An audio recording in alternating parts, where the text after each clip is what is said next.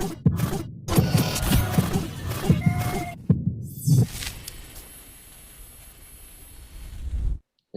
Bismillahirrahmanirrahim. Assalamualaikum warahmatullahi wabarakatuh. Waalaikumsalam warahmatullahi wabarakatuh. Ya, perkenalkan saya Abdul Rosid. Saya akan membawakan sebuah presentasi dari kelompok 6 yang berasal dari mata kuliah manajemen portofolio bisnis yang berjudul tentang bisnis strategi GE, General Electric. Nama-nama kelompok kami diantaranya yaitu saya sendiri Abdul Rosid, yang kedua Ahmad Taufik, ketiga Devianti, Dimas Agung Pratama, dan Elsa Damayanti. Untuk mempersingkat waktu, bisa langsung saja kita dengarkan penjelasan dari orang yang akan memberikan dan orang yang akan menjadi narasumber yang pertama, yaitu Mbak Elsa. Silakan Mbak. Baik, terima kasih kepada Kak Rosid. Di sini saya akan menyampaikan materi. Yang pertama, ini adalah bentuk analisis portofolio yang digunakan untuk atau unit bisnis strategis dalam perusahaan besar. Kemudian yang kedua, ini dikembangkan oleh MC Kinsey untuk US General Electric Company. Kemudian yang ketiga, ini menilai area bisnis dalam dua kriteria. Di sini dibagi menjadi dua. Yang pertama, daya tarik industri atau pasar yang bersangkutan. Kemudian yang keduanya, kekuatan bisnis. Dan di sini apa bedanya dengan matriks Boston? Di sini bisa kita lihat ada beberapa penjelasan. Yang pertama, ada kesamaan dan dilansir dan dimensi digunakan untuk membuat matriks. Kemudian yang kedua, setiap sel menyesuaikan strategi yang tepat.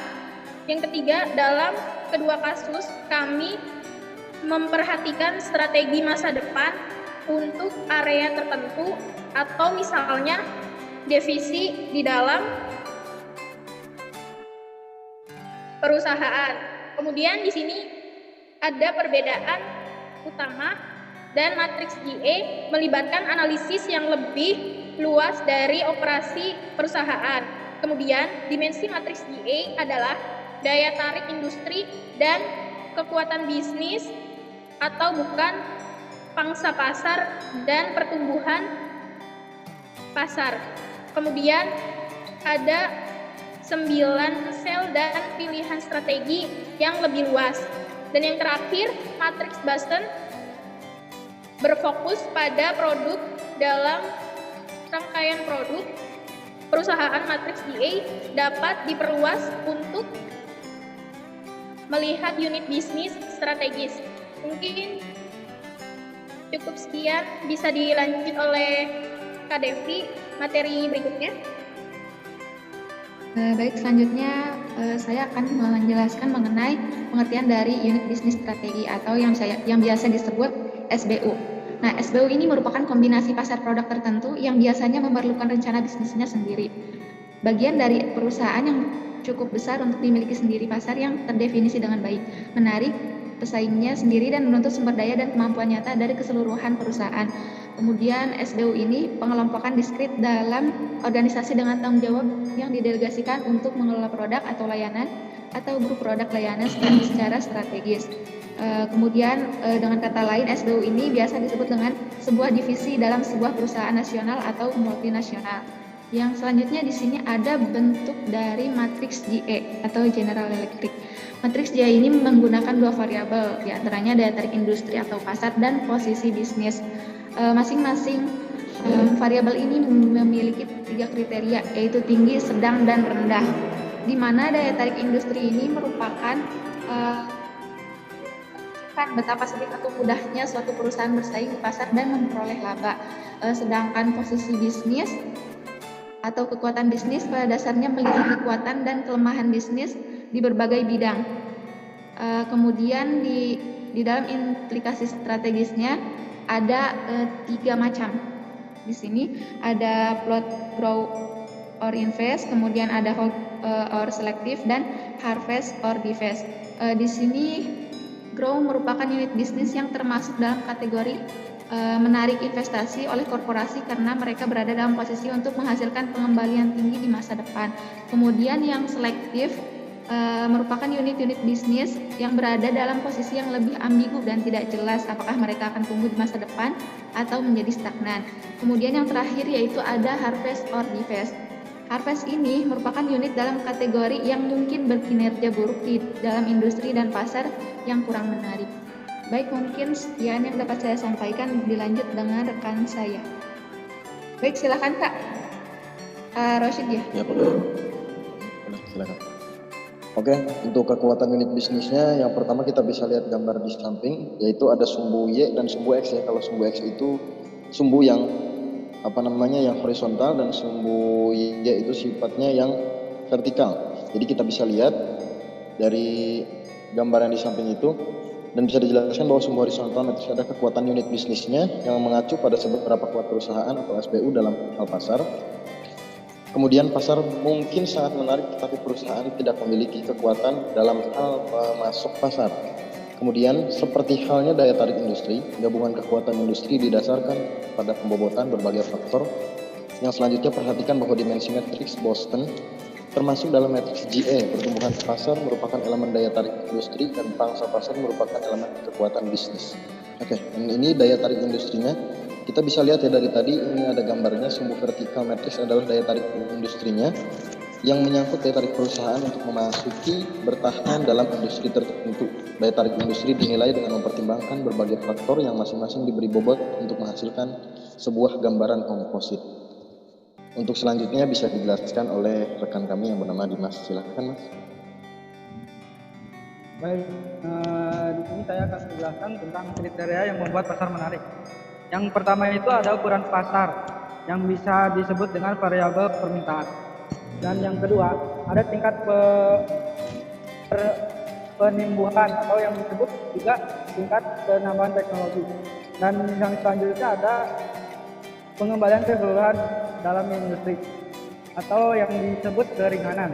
Selanjutnya ada profitabilitas industri yang biasa disebut ketersediaan intelijen pasar. Nah, yang selanjutnya intensitas kompetensi dan yang biasa disebut ketersediaan tenaga kerja. Selanjutnya ada margin keuntungan. Nah, margin keuntungan ini biasa disebut dengan peluang global. Selanjutnya ada diferensiasi atau yang disebut dengan faktor hama. Selanjutnya ada fluktuasi industri yang disebut juga hambatan masuk dan keluarnya. Yang terakhir ada hubungan pelanggan atau pemasok yang disebut juga peraturan pemerintah. Baik Kak, selanjutnya. Nah, di sini ada kebijakan stabilisasi. Yang pertama itu kebijakan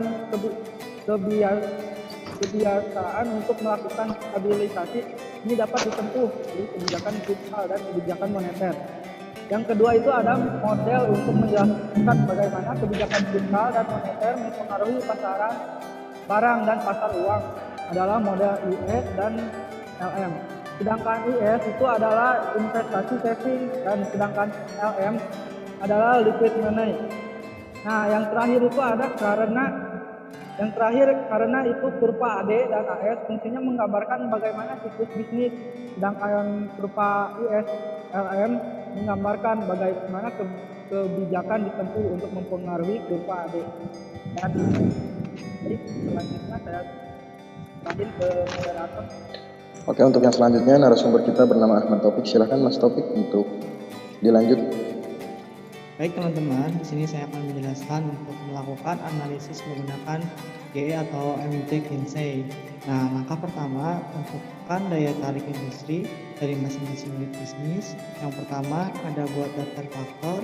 Kedua, tentukan bobot. Yang ketiga, beri peringkat untuk setiap faktor. Yang keempat, hitung skor total. Langkah 2, tentukan kekuatan kompetitif dari masing-masing unit bisnis. Langkah 2 sama dengan langkah 1 saja kali ini, alih-alih daya tarik industri kekuatan kompetitif ini unit bisnis dievaluasi. yang tentunya sama saja. Yang pertama ada buat daftar faktor, tentukan bobot, beri peringkat untuk setiap faktor, dan hitung skor totalnya. Nah, untuk lanjutannya ada langkah ketiga, plot unit bisnis pada matriks. Langkah keempat, menganalisis informasi. Dan langkah kelimanya, identifikasi arah masa depan setiap unit bisnis. Oke. Sudah ya. Ternyata Iya. kita sudah sampai di ujung acara. Oke. Mungkin acara presentasinya cukup sampai di sini. Kurang lebihnya mohon maaf, saya sebagai moderator dan sekaligus pembawa acara. Dan teman-teman yang sudah memberikan informasinya sebagai narasumber, terima kasih. Mudah-mudahan penjelasannya dapat bermanfaat dan dapat diingat sampai nanti UTS dan UAS nanti. Ya, terima kasih. Wassalamualaikum warahmatullahi wabarakatuh. Waalaikumsalam warahmatullahi wabarakatuh.